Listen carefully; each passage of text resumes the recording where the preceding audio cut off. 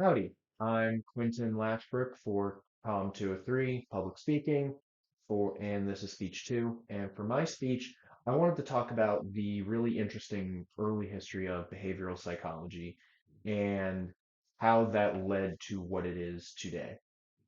Um, and I hope to show y'all that behavioral psychology is actually an extremely interesting branch of psychology, and especially the history of it and how it got to be what it is now is very cool.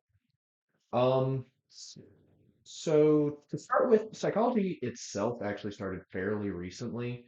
In 1879, with this guy named Wilhelm Wundt, he opened the first psychology lab itself. So it was the first time that there was a dedicated lab that was only for psychology. Um, he separated psychology from biology. Before this, psychology was considered part of biology. And so within a year, pretty much, there emerged these two different schools of thought that was functionalism versus structuralism. And it's kind of the, they were such broad ideas that there isn't much, the definitions aren't as concrete as future ones are. So I'm going to do my best to explain it in a way that can be understood simply. So the best way to explain it is that structuralism is about introspection. It's about thinking to yourself. You ask yourself why you do certain things, and then you decide on it. Functionalism is actual experiments, and that they believe that every action has a reason, and it's usually centered around biology or need, something like that. Um, After Wilhelm Wundt, maybe only about 2 years after, so it is still the late 1800s, emerges this guy named William James. He was the first American psychologist, and he would hate that I'm talking about him. Psychology, he did not think psychology should be separate from biology. He believed everything psychological had a biological reason for it.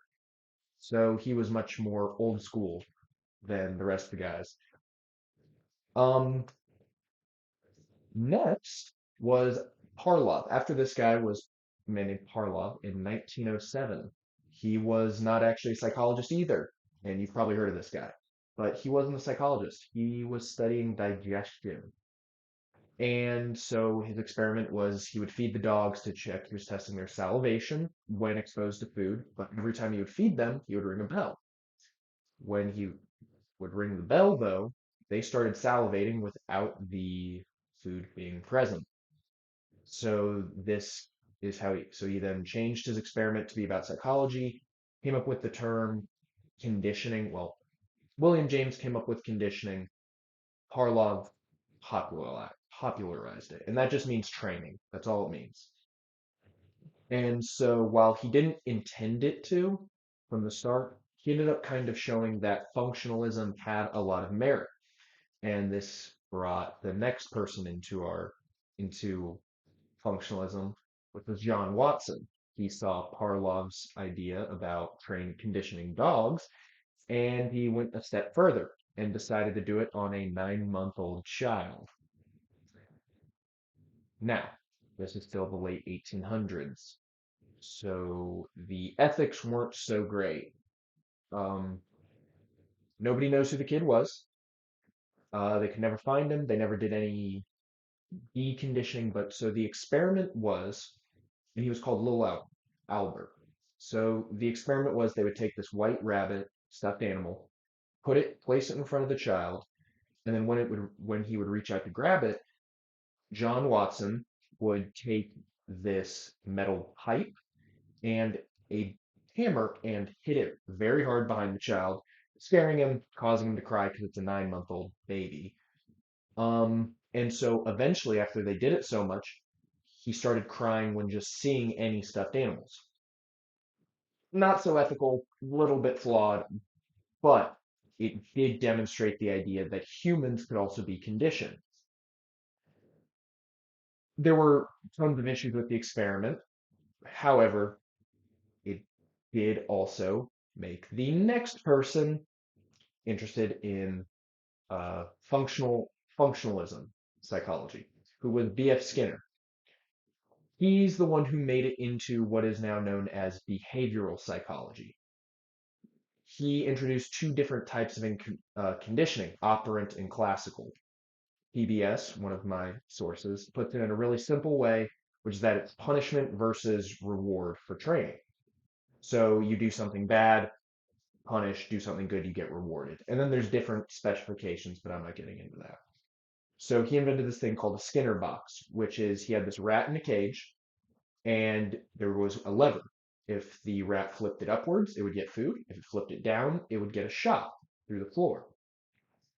The rat learned very quickly not to hit down on the lever and learned very quickly to hit up for food. This showed that, well, this kind of created behavioral psychology because that proved that you could train an animal. And while, yes, people knew that, this was the first time it was made into an actual verifiable experiment to prove it. So, in the end, behavioral psychology had an extremely quick progression from knowing absolutely nothing to where it is today. All of that was just from 1879 to 1920. And there's so much more I wish I could cover, I just don't have the time for. And I just hope this got you interested in psychology and in the field, and that you won't hesitate to ask any questions for the Q&A. Thank you. And this is the keyword outline as well, because I'm running out of time. And there's another page behind it. All right.